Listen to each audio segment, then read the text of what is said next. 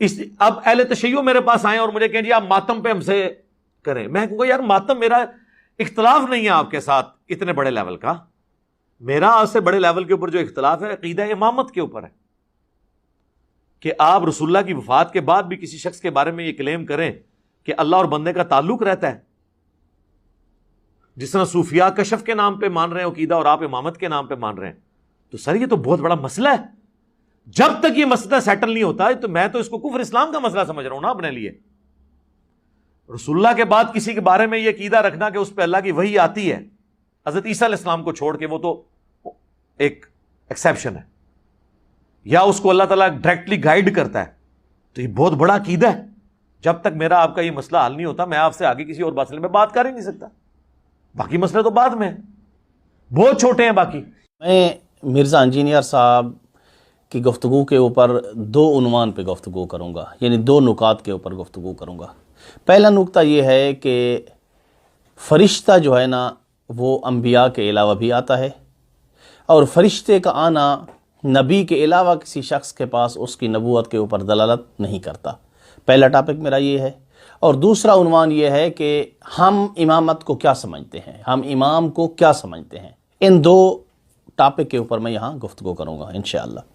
پہلی مثال ہے قرآن مجید میں سورہ نحل کی آیت نمبر 68۔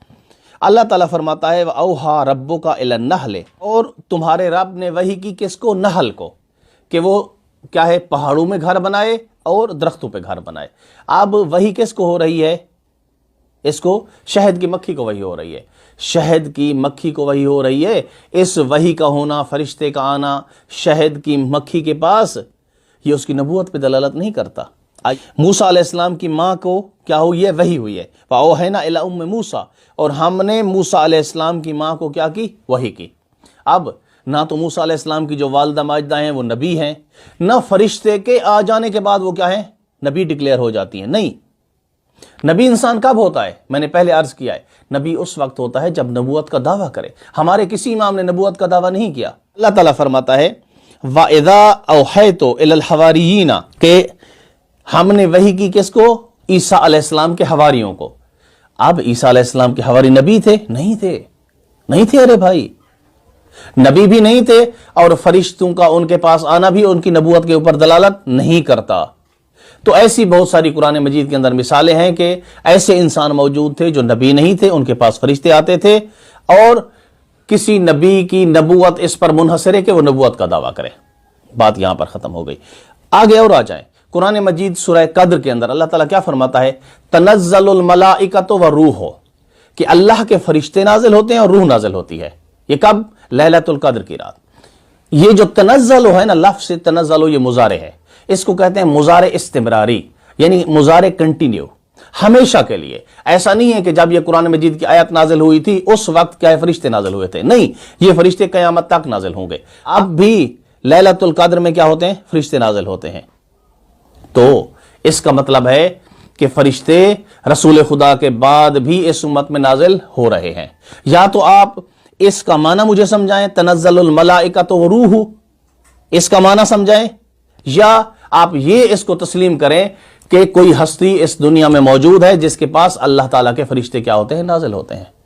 دیکھیں یہ میرا پہلا نقطہ تھا۔ اب آ جائے میرا دوسرا نقطہ کیا ہے۔ دوسرا نقطہ میرا یہ ہے کہ امامت کو ہم کیا سمجھتے ہیں۔ دیکھیں پہلی بات یہ ہے کہ مقدمتاً میں کہنا یہ چاہتا ہوں کہ اللہ کے بندوں کے اوپر، یعنی انسانوں کے اوپر، اللہ کے بندوں کے اوپر حکومت کرنا فقط اللہ کا حق ہے۔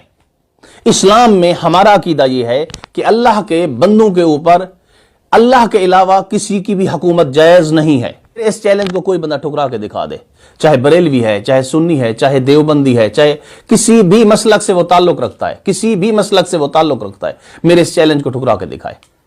اسلام میں یہ عقیدہ ہے مسلمانوں کا کہ انسانوں کے اوپر، اللہ کے بندوں کے اوپر حکومت کرنے کا اگر حق ہے کسی کو تو وہ اللہ تعالیٰ کی ذات ہے۔ اب امام کو ہم کیا مانتے ہیں؟ ہم امام کو یا نبی کو اللہ کا نائب مانتے ہیں۔ تو رسول خدا کی جب وفات ہوئی، ہاں نبوت کا سلسلہ رک گیا، لیکن اللہ کی حکومت باقی ہے۔ اس کے بعد بھی اللہ کا نمائندہ ہونا، یعنی جو اللہ کی حکومت کو انسانوں کے اوپر کیا کرے؟ قائم کرے، ہونا ضروری ہے۔ اس کے متعلق قرآن مجید کی آیات ہیں۔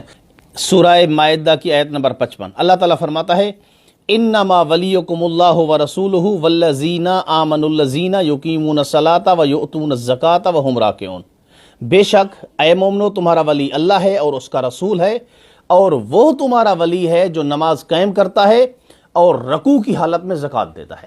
آئیے کہ اس آیت کا شان نزول دیکھتے ہیں ہم اہل سنت کی کتب سے، سب چیز واضح ہو جائے گی کہ یہ آیت کب نازل ہوئی۔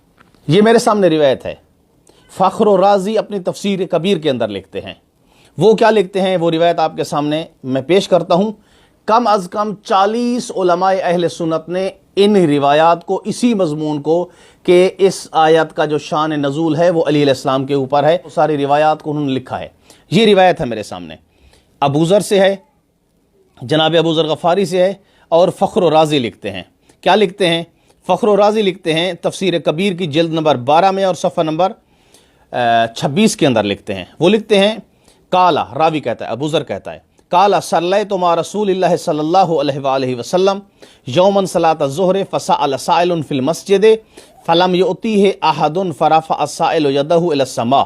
راوی کہتا ہے کہ ہم رسول خدا کے ساتھ ظہر کی نماز پڑھ رہے تھے کہ اچانک مسجد نبوی کے اندر ایک سائل آتا ہے اور آ کر سوال کرتا ہے۔ جب سوال کرتا ہے تو کوئی بندہ اس کو کچھ نہیں عطا کرتا۔ وقالا، اور وہ ایسے دعا کے لیے ہاتھ بلند کرتا ہے، کالا اللہم اشہد انی سألت فی مسجد الرسول فما اعطانی احد شیئا۔ وہ اللہ تعالیٰ سے مخاطب ہو کے کہتا ہے کہ اللہ تو گواہ رہنا، میں تیرے نبی کی مسجد میں آیا تھا اور سوال کیا اور مجھے کچھ کسی نے عطا نہیں کیا۔ وعلی کان راکعا، اور راوی کہتا ہے کہ علی علیہ السلام رکوع کی حالت میں تھے۔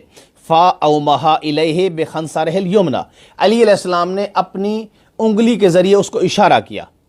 وکان فیہا خاتم فاقبل السائل حتی اخذ الخاتم، راوی کہتا ہے کہ سائل چلتا ہوا علی ابن ابی طالب کے قریب آیا اور علی علیہ السلام نے اس کو انگوٹھی دے دی اور وہاں سے چلا گیا۔ یہ سب کچھ علی علیہ السلام نے جو دیا ہے رسول خدا کی آنکھوں کے سامنے ہوا ہے۔ پھر جو ہی علی علیہ السلام نے یہ کام کیا، مسجد نبی کے اندر نماز پڑھ رہے تھے، اسی وقت رسول خدا نے ایک دعا مانگی ہے، کالا راوی کہتا ہے اللہم ان اخی موسیٰ سألک فقالا رب اشرح لی صدری ویسر لی امری واحلل عقدۃ من لسانی یفقہوا قولی واجعل لی وزیرا من اہلی ہارون اخی اشدد بہ ازری واشرکہ فی امری۔ راوی کہتا ہے کہ رسول خدا نے اس وقت دعا مانگی اللہ سے کہ اے اللہ، میرے بھائی موسیٰ نے آپ سے سوال کیا تھا اپنے امور کی آسانی کے لیے، اور دعا یہ مانگی تھی کہ اے اللہ میرے اہل میں سے میرے بھائی ہارون کو میرا وزیر بنا دے۔ یہاں تک رسول خدا نے دعا مانگی۔ پھر کیا کیا؟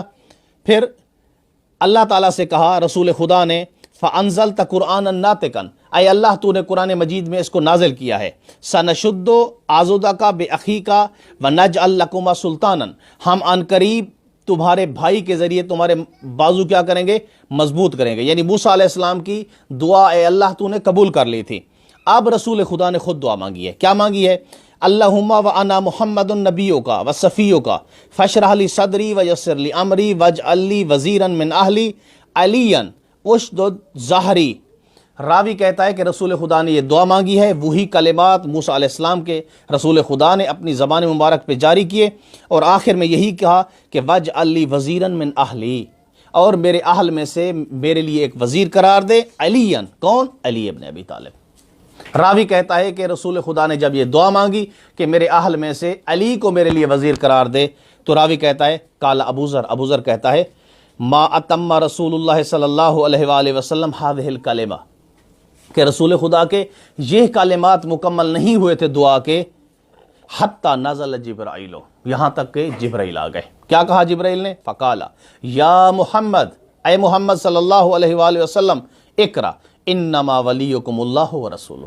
قرآن کی یہ آیت آ کر جبرائیل نے پڑھ کر سنا دی۔ یعنی کیا ہوا حاصل کلام؟ حاصل کلام وہی ہوا کہ اللہ تعالیٰ نے رسول خدا کی دعا کو قبول کیا، جس طرح سے موسیٰ علیہ السلام کی دعا کو قبول کیا تھا، اور آ کے جبرائیل نے خوشخبری دی کہ اللہ ولی ہے آپ کا مومنو، اور رسول ولی ہے آپ کا، اور اس کے بعد کون ولی ہے؟ وہ ولی ہے جو نماز قائم کرتا ہے اور حالت رکوع میں زکوٰۃ دیتا ہے۔ کس نے حالت رکوع میں زکوٰۃ دی ہے؟ علی ابن ابی طالب نے رکوع کی حالت میں زکوٰۃ دی ہے۔ تو اس کا مطلب یہ ہے کہ رسول خدا کی جب نبوت ختم ہوئی ہے، اللہ کی حاکمیت باقی تھی، اللہ کی جو حکومت باقی تھی، وہ رسول خدا سے کنورٹ ہوئی ہے کس میں؟ علی ابن ابی طالب علیہ السلام میں۔ دیکھیں اب رسول خدا کی زندگی کے آخری ایام تھے، غدیر خم کا موقع تھا، اس وقت یہ آیت نازل ہوتی ہے قرآن مجید کی۔ وہ کون سی آیت ہے؟ سورہ مائدہ کی آیت نمبر 66 ہے۔ اللہ تعالیٰ فرماتا ہے یا ایھا الرسول بلغ ما انزل الیک من ربک وان لم تفعل فما بلغت رسالتہ۔ رسول جو کچھ تیری طرف اللہ سے نازل ہوا ہے وہ کیا ہے؟ میرے بندوں تک پہنچا دے۔ یہ اعلان تھا غدیر قوم کا۔ اب رسول خدا نے وہاں کیا کیا ہے؟ رسول خدا نے اونٹوں کے پلہانوں کا ممبر بنایا ہے، ممبر بنانے کے بعد کسی اور کا نہیں، علی ابن ابی طالب کی ولایت کا اعلان کیا ہے۔ من کنت مولا فعلی مولا۔ یہ ولایت بمانی سربراہی، ولایت بمانی حکومت۔ جس طرح سے اللہ حاکم ہے ویسے رسول حاکم ہے، جیسے رسول خدا حاکم ہے ویسے علی ابن ابی طالب کیا ہے؟ حاکم ہے۔ قرآن کی نص سے ثابت ہے کہ رسول خدا کی نبوت ختم ہونے کے بعد ولایت، خلافت اور حکومت جو حقیقت میں اللہ کی تھی، جو انبیاء کے سلسلے میں چلتی ہوئی ابراہیم سے لے کر رسول خدا تک پہنچی تھی، وہی حکومت کنورٹ ہوئی ہے کس میں؟ علی ابن ابی طالب علیہ السلام کی طرف۔